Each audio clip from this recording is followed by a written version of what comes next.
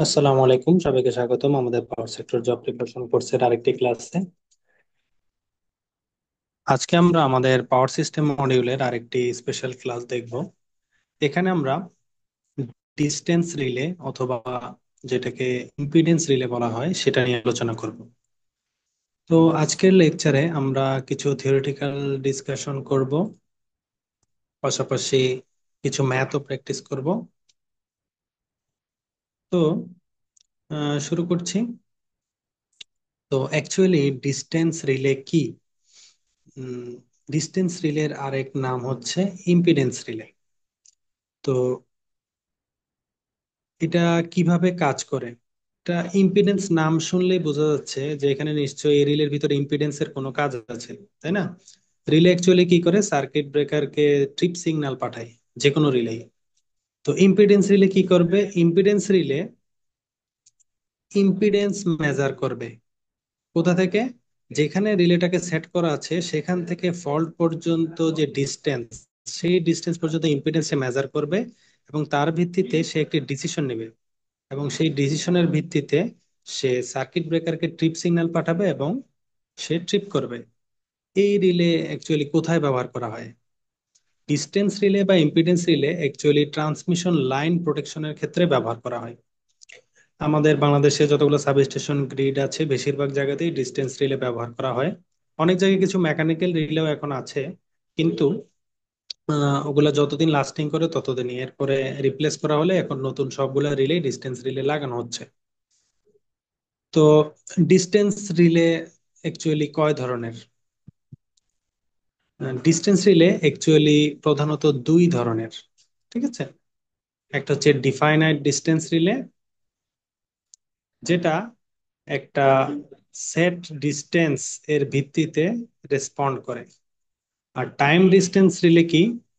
Time distance relay time based ফল্টের proximity select করে এরপর সে অপারেট করে। এগুলো আমরা সব একে একে দেখব।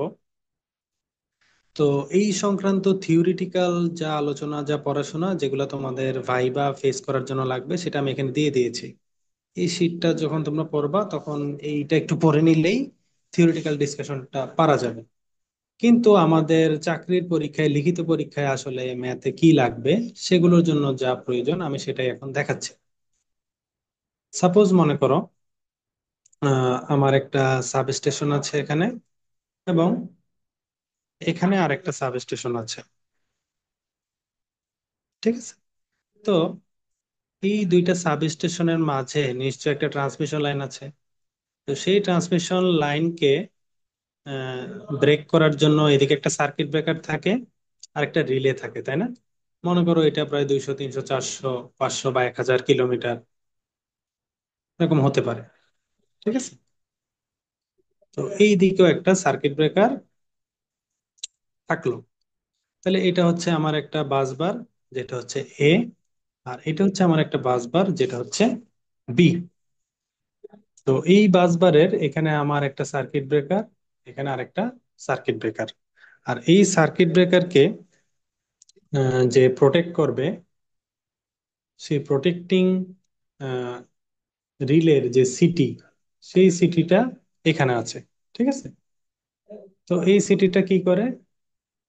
আমরা অলরেডি প্রিভিয়াস ক্লাসে যখন বেসিক রিলে এবং সার্কিট ব্রেকার দেখলাম, সেখানে কিন্তু আমরা আলোচনা করছি সিটি থেকে একটা এনার্জাইজিং কারেন্ট যায়, সেটা ট্রিপ সার্কিটে যায়। ওগুলো আমি ডিটেলস আঁকলাম না এখানে। আর বাসবার থেকে সরাসরি একটা পিটি গ্রাউন্ড করা থাকে। এই তাদের অ্যাকশনে এই সিটি আর পিটির টোটাল যে রিলের যে ট্রিপ সার্কিটে যখন কারেন্ট সে ফ্লো হয় বা অতিরিক্ত কারেন্ট এখানে ফ্লো হয়, তখন কি সার্কিট ব্রেকারে সিগন্যাল পাঠায়, সার্কিট ব্রেকার এই লাইনটাকে ট্রিপ করে দেয়। অর্থাৎ লাইনে যখন ফল্ট হলো, সাপোজ মনে করো এটা একটা 300 কিলোমিটারের লাইন, এখানে যদি ফল্ট হয় তাহলে কি হয়? অতিরিক্ত কারেন্ট যায়, এই কারেন্ট এই সিটি সেন্স করে ওকে ট্রিপ করে দেয়। এই সিটিও সেন্স করে ওকে ট্রিপ করে, তাহলে এই লাইনটা কি হয়?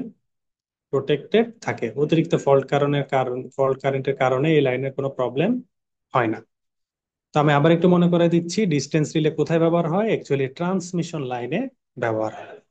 তা আমরা যদি একটু ম্যাথমেটিক্যালি এখন একটু বুঝতে চাই, অ্যাকচুয়ালি এটাকে কেন ইম্পিডেন্স রিলে বলে। দেখো, যদি আমাদের নর্মাল কন্ডিশন থাকে অর্থাৎ লাইনে কোনো ফল্ট নাই, ঠিক আছে, নর্মাল কন্ডিশন অবস্থায় লাইনের যে ভোল্টেজ সেটাকে ভিএন বলা হয়, লাইনের কারেন্টকে আইএন বলা হয়।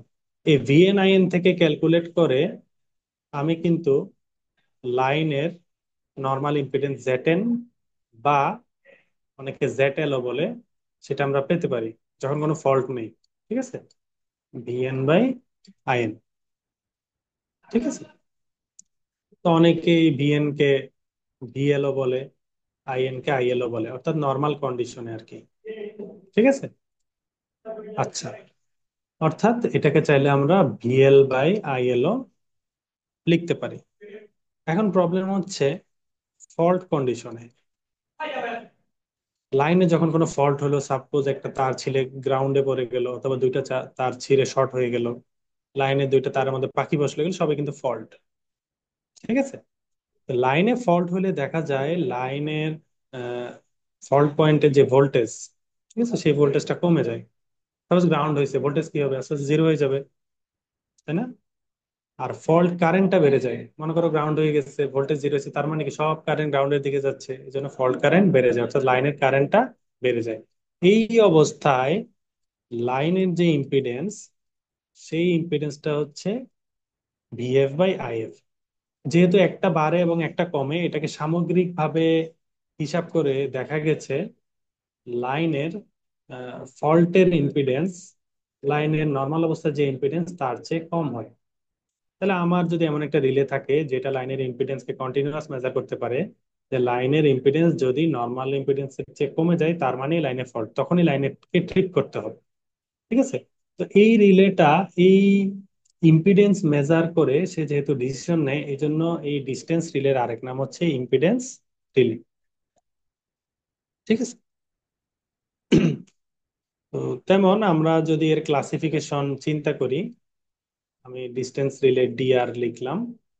ডিস্টেন্স রিলের একটা ক্লাসিফিকেশন হচ্ছে, একটা প্রকার হচ্ছে ডিফাইনাইট ডিস্টেন্স,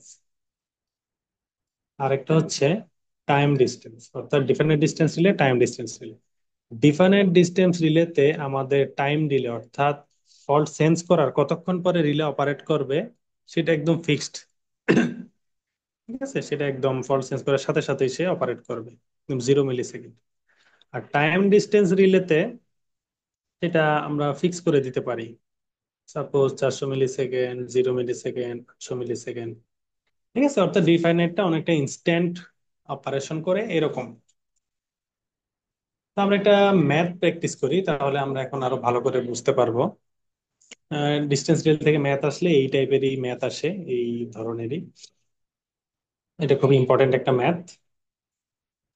তো আমরা দেখি, the impedance seen from the distance relay side is 10 ohm for a fault. ঠিক আছে, ফল্টে ডিস্টেন্স রিলে সাইড থেকে 10 ওহম ইম্পিডেন্স দেখা যায়। If the city ratio is 1000:1 and PT ratio is 100,000:110, determine the actual fault distance. অর্থাৎ fault কত দূরে হয়েছে সেটা বের করতে বলছে। লাইনের ইম্পিডেন্স পার কিলোমিটারে দেওয়া আছে এবং সিঙ্গেল ফেজ। তাহলে আমরা এটা সলিউশন করার আগে আমরা যদি একটু ফিগারটা আবার একটু আঁকি। ফিগারটা কেমন, আমার এখানে একটা সার্কিট ব্রেকার থাকে, সেই সার্কিট ব্রেকারের পরে এখানে আমার ট্রান্সমিশন লাইনটা থাকে, আর ট্রান্সমিশন লাইনে আমার সিটি কানেক্ট করা থাকে। সিটি থেকে রিলের যে সার্কিট সেখানে আসে, এবং বাস বার থেকে আমার পিটি কানেক্ট করা থাকে। তাহলে এটা হচ্ছে আমার সার্কিট ব্রেকার। এগুলো আসলে চিনতে হবে কোনটা সিটি কোনটা পিটি, না হলে কিন্তু ম্যাথের রেশিও গুলো বসানো যাবে না। ঠিক আছে, সাপোজ আমার এখানে ফল্ট হলো, ঠিক আছে, এই পয়েন্টে ফল্ট হয়েছে।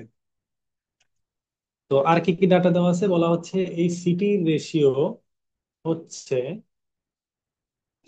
1000:1, আর পিটের রেশিও হচ্ছে 100,000, নাকি একের পরে কয়টা শূন্য, 1 2 তিন, চার, পাঁচ, ঠিক আছে, এগুলো ভালো করে দেখবা, পরীক্ষার হলে ভুল হয়, অনেকগুলো শূন্য দিয়ে দেয়, তারপরে একটা শূন্য ভুল করলে অঙ্ক ভুল। আচ্ছা, পিটি রেশিও আমরা পেয়ে গেলাম। তো এখানে বলা হচ্ছে ডিস্টেন্স রিলের যে ইম্পিডেন্স, ডিস্টেন্স রিলে থেকে আহ, যে ইম্পিডেন্স দেখা গেছে সেটা হচ্ছে 10 ওহম, তাই না? তাহলে এই রিলে আমাকে নিশ্চয়ই একটা রেজাল্ট দেখাইছে, ঠিক আছে, সেটাকে নাম দিলাম আমি সাপোজ জেড আর। তো এই জেড আর এর মান কত? জেড আর এর মান হচ্ছে 10 ওহম, ঠিক আছে। আচ্ছা, তো ডিস্টেন্স রিলের একটা ফর্মুলা আছে, ঠিক আছে, ওই স্পেসিফিক ফর্মুলা দিয়েই আমাদের এই ধরনের ম্যাথ গুলা সলভ করতে হয়। আহ, সেই ফর্মুলাটা হচ্ছে জেড আর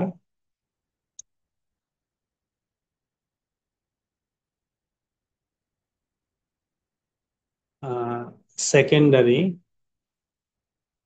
এটা থেকে আমাদেরকে যাইতে হয় জেড এল প্রাইমারি, ঠিক আছে। এখন দেখো, এখানে বলা হচ্ছে impedance seen from distance relay side is 10 ohm. তার মানে ডিস্টেন্স রিলের যে প্রাইমারি সাইড আছে সেখান থেকে আমি দেখছি 10 ওহম ইম্পিডেন্স। তাহলে সেকেন্ডারি সাইডে আমার ইম্পিডেন্স কত, অর্থাৎ আমি সেকেন্ডারি সাইডে এটা দেখছি, প্রাইমারি সাইডে তাহলে কত ইম্পিডেন্সটা। এটা বের করার একটা খুব সুন্দর ফর্মুলা আছে, এত বেশি আহ, মাথায় প্রেসার খাটাইতে হয় না। সেটা হচ্ছে Z R by Z L সমান CT ratio by PT ratio, ঠিক আছে। জেড আর কত? জেড আর আমি একটু আগে পেলাম 10, ঠিক আছে। আর জেড এলটা আমি জানি না। আর সিটি রেশিও কত? সিটি রেশিও হচ্ছে কিন্তু 1000/1, তার মানে কি 1000ই, তাই না? আর পিটি রেশিও কত? পিটি রেশিও হচ্ছে 100,000/110, এটা ক্যালকুলেট করে যা আসে আর কি। এটাকে আমরা যদি বজ্রগুণ করি বা ক্রস মাল্টিপ্লিকেশন করি, করার পরে এখান থেকে জেড এল এর মান যা আসে সেটা হবে আমাদের প্রাইমারি ইম্পিডেন্স। এটা আমরা পেলাম। এখানে কিন্তু আমরা জাস্ট জেড এল এর মান পাইছি, তাই না? কিন্তু আমাদের লাগবে ফল্ট কত দূরে হয়েছে এখান থেকে, ফল্ট কত দূরে বের হয়েছে এটা বের করার যে ফর্মুলা, সেটা হচ্ছে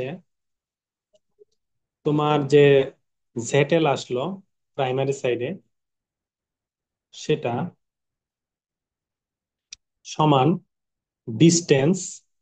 তো ডিস্টেন্সকে এখানে আমরা এন দিয়ে প্রকাশ করি, তোমরা চাইলে ডি দিয়েও করতে পারো, তোমাদের ইচ্ছা।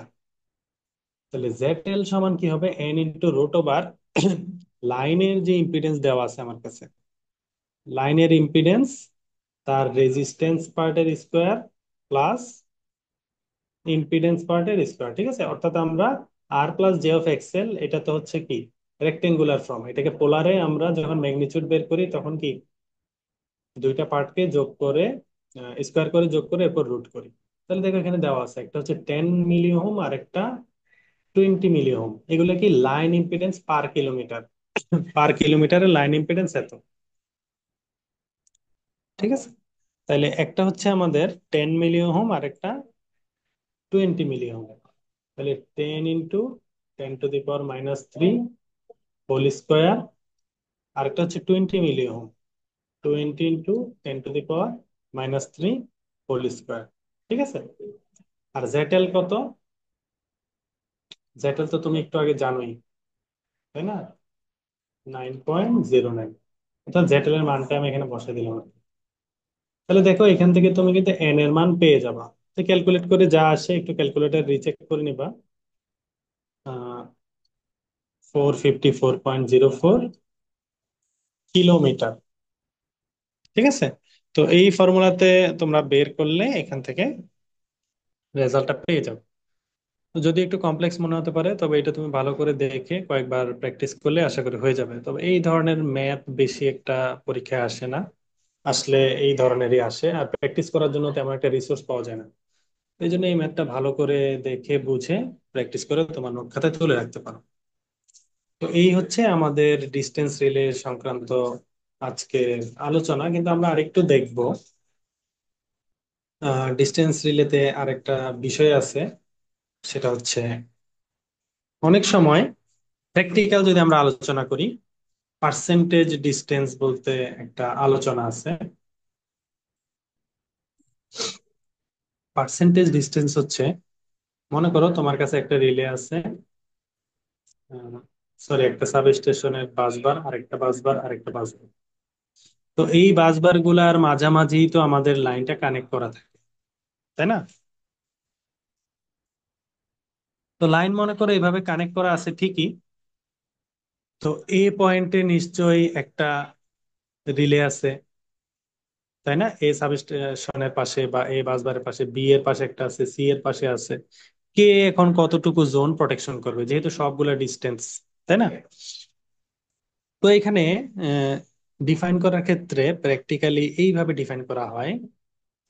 সাপোজ একটা ডিস্টেন্স ধরা হয়, এ যেখানে আছে তার থেকে সামনের দিকে 80% অঞ্চল পর্যন্ত, ঠিক আছে? এই 80% যে এরিয়া আছে, সেই 80% এরিয়াতে কোনো ফল্ট হলে, এখান থেকে যে ডিস্টেন্স টোটাল 100 হলে 180 ভাগে 3, রিলে একদম 0 মিলি সেকেন্ডে ট্রিপ করবে এই রিলেটা। কারণ সে বুঝবে এটাই আমার নিয়ারেস্ট ফল্ট, আমাকে এখনই ট্রিপ করতে হবে, ঠিক আছে? তাহলে এটাকে যদি আমরা জোন 1 বলি, জোন 1 কত? জোন 1 হচ্ছে 80%। তাহলে এটা কতক্ষণে ট্রিপ করবে? 0 মিলি সেকেন্ড। জোন 2, জোন 2 হচ্ছে এ থেকে শুরু করে বি এর অঞ্চল শেষ হওয়ার পরে বি এর 20% সহ, অর্থাৎ টোটাল 120%। এই 120% অঞ্চলে যদি কোনো ফল্ট হয়, তাহলে এই রিলে 400 মিলি সেকেন্ডে ট্রিপ করবে, জোন 2। তুমি একটু মাথা খাটাইলেই বুঝতে পারবা। এগুলো আমি প্র্যাকটিক্যাল আলোচনা করতেছি, এগুলো তোমাদের অনেক সময় ভাইভাতে জিজ্ঞেস করতে পারে, পার্সেন্টেজ ডিস্টেন্স কি। এই অনেক সিনিয়র স্যাররা থাকলে ওনারা, প্র্যাকটিক্যাল ফিল্ডের লোক হলে হয়তো জিজ্ঞেস করতে পারে, অনেক সময় করেও। আমরা বই পুস্তকে time defined distance, time distance জানি, কিন্তু পার্সেন্টেজ ডিস্টেন্স আমরা জানি না। কিন্তু ফিল্ডে এসব টার্ম ভালোই ব্যবহার হয়। তাহলে দেখো, চিন্তা করো তুমি, কেন 400 মিলি সেকেন্ড ডিলে দেওয়া হলো, কেন 0 মিলি সেকেন্ড না? কারণ বি এর নিজস্ব তো একটা রিলে আছে, ঠিক আছে? এটা হচ্ছে অল্টারনেট প্রোটেকশন। বি এর রিলে যদি ফেল করে, ঠিক আছে, বি এর রিলে যদি ফেল করে ঠিক করতে, তখন অনেক সময় যদি অনেক পার হয়ে যায়, তারপরে এ অ্যাকশন নিবে যে হ্যাঁ বি মনে হয় ফল্ট করছে, তাহলে এই 400 মিলি সেকেন্ড হয়ে গেছে, বি এখন অপারেট করে নাই, লাইনে এখনো ফল্ট আছে, তখন এই রিলেটা অপারেট করে কি করে, লাইনকে প্রোটেকশন দেয়। জোন 3, জোন 3 হচ্ছে একবারে এ থেকে শুরু করে একদম সি পর্যন্ত, ঠিক আছে? এই এ থেকে সি পর্যন্ত এই অঞ্চলটা হচ্ছে প্রায় 200%, তাই না? তো এই 200%টা এ রিলেটিভ করবে 800 মিলি সেকেন্ড পরে। অর্থাৎ জোন 3 আছে, জোন 3 রিলে কতটুকু অঞ্চল কভার করবে? 200% অঞ্চল, ঠিক আছে? এক সাব স্টেশন থেকে আরেকটা, তারপরে আবার আরেকটা, কিন্তু ট্রিপ করবে আরো দেরিতে। কারণ এখানে ফল্ট হলে বি আছে, বি এর রিলে আগে অপারেট করবে, তারপর সি এর রিলে অপারেট করবে। ওরাও যদি ফেল করে, তাহলে অল্টারনেট প্রোটেকশন হিসেবে এ এর রিলেতেও সেট করে রাখা আছে যে লাইনে ফল্ট যদি থাকে 800 সেকেন্ড পরও, তাইলে তুমি ট্রিপ করবা এত দূরে হইলে। তো এত দূরে হয়েছে ও কিভাবে বুঝবে? ও ইম্পিডেন্স দেখে বুঝবে। আচ্ছা, ফাইনালি হচ্ছে জোন 4, ঠিক আছে? এটাকে রিভার্স জোনও বলা হয়। জোন 4 হচ্ছে উল্টা দিকে, এই উল্টা দিকে 20% অঞ্চল জুড়ে, ঠিক আছে? তো এই জোন 4-এ হচ্ছে 20% অঞ্চল কোন দিকে? রিভার্স দিকে। এই রিভার্স ডিরেকশনে 20% অঞ্চল জুড়ে একটা রিলে অপারেট করে সবচেয়ে বেশি সময়, ঠিক আছে? এটাও জিজ্ঞেস করতে পারে ভাইভাতে, অনেক সময় এমসিকিউ তে চলে আসতে পারে। অথবা 800 মিলি সেকেন্ড, 1000 মিলি সেকেন্ড, 1200 মিলি সেকেন্ড, 800 মিলি সেকেন্ড। এরপরে কি সে উল্টা দিকের, তার থেকে রিভার্স ডিরেকশনে, এদিকে হচ্ছে ফরওয়ার্ড ডিরেকশন। রিভার্স ডিরেকশনে সে তো কখন কাজ করবে? যখন 1000 মিলি সেকেন্ড পার হয়ে গেছে কিন্তু লাইনে এখনো ফল্ট আছে, তখন সে রিভার্স ডিরেকশনের তার ইম্পিডেন্সের যে সেন্সিং আসবে, তখন সে সেদিকে প্রোটেকশন দেবে। তো এই হচ্ছে ডিস্টেন্স রিলে সংক্রান্ত আমাদের আলোচনা। নেক্সট ক্লাসে আমরা ডিফারেন্সিয়াল রিলে নিয়ে আলোচনা করব। তো ক্লাস শেষ করার আগে বলে দিতে চাই, আমাদের পাওয়ার সেক্টর জব প্রিপারেশনের চাকরি প্রস্তুতি কোর্স অলরেডি চলমান আছে। তুমি যদি অ্যাসিস্ট্যান্ট ইঞ্জিনিয়ার ট্রিপলি অথবা সাব অ্যাসিস্ট্যান্ট ইঞ্জিনিয়ার ইলেকট্রিক্যাল বা ইলেকট্রনিক্স চাকরির পরীক্ষার প্রস্তুতি নিয়ে থাকো, আমাদের বুয়েট প্যাটার্নকে টার্গেট করে একটি কোর্স আমরা কন্ডাক্ট করছি প্রায় 1.5 বছর সময় ধরে। তো আমাদের কোর্সে তোমরা 250টি লেকচার পাবে, electrical circuit, electronics, telecommunication, control system, machine এবং পাওয়ার সিস্টেম মডিউল থেকে। একদম বুয়েট প্যাটার্নকে ডিফেন্ড করার জন্য আমাদের এক্সপার্টিস থেকে যা যা প্রয়োজন, যে ধরনের থিওরি ম্যাথ জানা প্রয়োজন, সবগুলোকে সাজিয়ে 250টিরও বেশি লেকচার তুমি পাবে। এবং আমাদের বেশ কিছু ডেমো ক্লাস ইউটিউবে ইতিমধ্যে দেওয়া হয়েছে, তোমরা এই 4 ইয়ার্স ইঞ্জিনিয়ারিং বিডি এই ইউটিউব চ্যানেলে প্লে লিস্ট অপশনে গিয়ে ওখানে দেখতে পাবে যে 1 electrical circuit, 2 electrical machine, 3 telecommunication, এভাবে করে আলাদা আলাদা প্লে লিস্ট আছে। সবগুলো জবের সাথে সম্পৃক্ত না, আমাদের কিছু কাজ একাডেমিক রিলেটেডও আছে। তো যেগুলো তোমরা এরকম নাম্বারিং করা দেখতে পারবে প্লেলিস্টে 1 2 3 4 5 6, সেগুলাই হচ্ছে জব রিলেটেড প্লেলিস্ট। ওগুলা থেকে তোমরা আমাদের ফ্রি ক্লাসগুলো দেখতে পারো। তো আমাদের ব্যাচে যদি ভর্তি হতে চাও, খুবই রিজনেবল প্রাইসে আমাদের কোর্স এখন অ্যাভেলেবল আছে। তোমরা এই হোয়াটসঅ্যাপ নাম্বারে আমাদের সাথে যোগাযোগ করতে পারো, অথবা এই ভিডিও ডেসক্রিপশনে দেওয়া হোয়াটসঅ্যাপে লিঙ্কে আমাদের বিভিন্ন ফেসবুক স্টুডেন্ট গ্রুপ আছে, এইসব জায়গায় আমাদের সাথে যোগাযোগ করে তুমি চাইলে অ্যাডমিট হতে পারো। তো ধন্যবাদ সবাইকে, আজকের ক্লাস এখানে শেষ করছি। আসসালামু আলাইকুম রহমতুল্লাহি ওয়া বারাকাতুহু।